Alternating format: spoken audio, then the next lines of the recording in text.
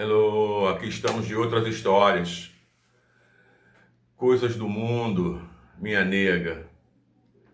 Desce a vinheta aí, Brad. Hello, aqui estamos de outras histórias. O mundo está muito engraçado, muito interessante. Aqui no Rio de Janeiro, estou tendo notícia que teve uma passeata aqui no centro, com meia dúzia de pessoas, pró-Irã. Pró-Irã. No Rio de Janeiro, que eu achei interessante. Não fique preocupado, eu não vou discutir política. Eu sou historiador, política só em alto nível, só pertinho de casa, só com quem pode.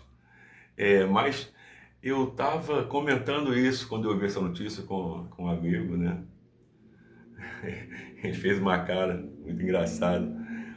E aí ele falou assim, será que a gente tá mesmo nesse lugar? Que é o Rio de Janeiro? Assim, o pessoal é meio esquecido.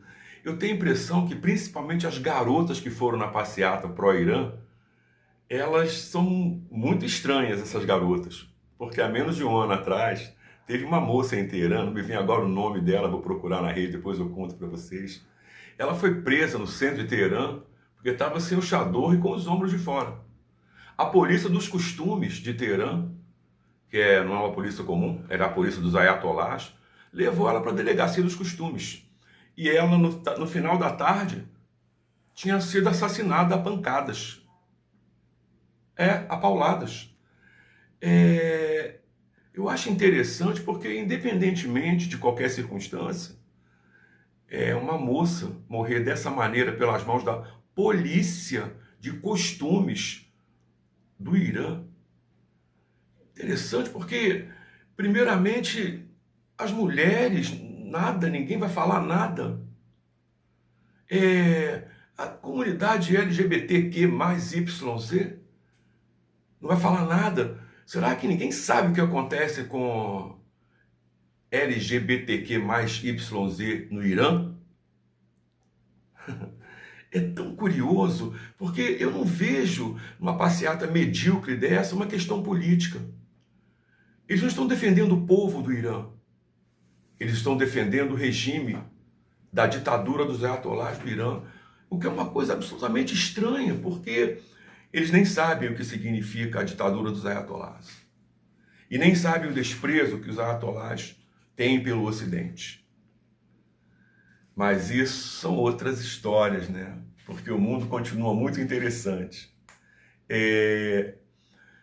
Agora mesmo está acontecendo aqui no Rio de Janeiro também uma questão que mexe com metade do país, ou pelo menos um quarto do país, que é a brigalhada do treinador do Flamengo, Felipe Luiz, que é um grande treinador, uma ótima pessoa, pelo que a gente vê, com o centroavante do Flamengo, o Pedro. E o Pedro, que é um bom centroavante, né? Jogou uma Copa do Mundo e tal, pode ser convocado para outra, teve machucado seriamente, e ele voltou depois de muito esforço.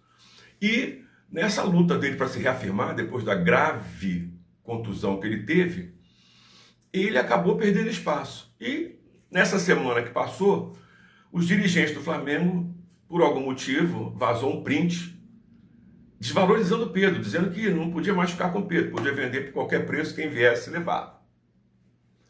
O Pedro e o seu staff provavelmente não fizeram grandes coisas. Por quê? Porque o Pedro entrou depois do Mundial de Clubes, onde ele teve oportunidade de jogar, e começou a fazer uma semana inteira de treinamento, não é assim medíocre, ruim, abaixo de tudo, a ponto do treinador dele dizer que não bastava apenas o treinador ver com os olhos, ainda tinha o GPS mostrando que ele era o último em tudo. O Pedro, ele vem dar uma nota de esclarecimento pela imprensa, dizendo que já conversou com os companheiros, está tudo certo, e que ele ficou desmotivado porque a diretoria vazou um print que desvalorizava ele. Aí, numa sala que tem algum adulto, o adulto perguntaria assim, mas ele começou a treinar mal porque os dirigentes o desvalorizaram, mas os companheiros? os membros da comissão técnica com os quais ele tem responsabilidade de trabalho. E aí a gente lembra que nós temos 2 jogadores aí que estão para responder processos por cartões amarelos manipulados.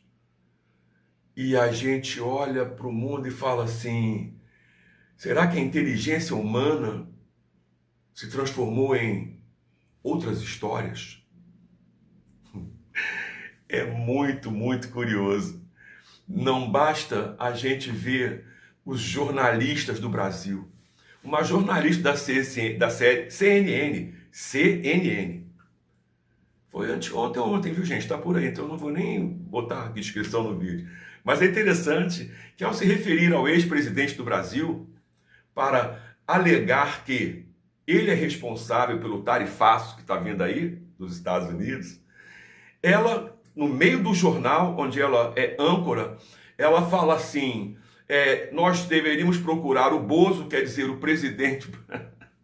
É um negócio sensacional, porque não é uma brincadeira de crianças fazendo o jornalzinho ou a escola do professor Raimundo no quintal de casa. É uma jornalista profissional, no seu principal programa, como âncora, exposta solitária na frente da tela, se referindo a uma pessoa. Se alguém se referisse ao atual presidente como, pois é, isso traria uma repercussão horrenda, porque estão falando mal do presidente. E o pior, né? No outro dia, após ela falar essa coisa, para dizer bem elegantemente, indelicada, ela teve que vir ao mesmo local, ao mesmo jornal, para admitir que o tarifaço não foi problema do ex-presidente, mas da fala muito mal conduzida do atual presidente na última reunião do BRICS, quando ele falou coisas bem ao seu estilo sobre o dólar. Obviamente que, como ele não tem preparo internacional nenhum, o resultado foi esse aí que a gente está vendo. E eu tenho a impressão de que o Brasil vai sair bem disso. Porque se não se sair bem disso, aí sim vocês verão que realmente outras histórias já estão acontecendo. Cuidado com a escuridão. A gente se vê.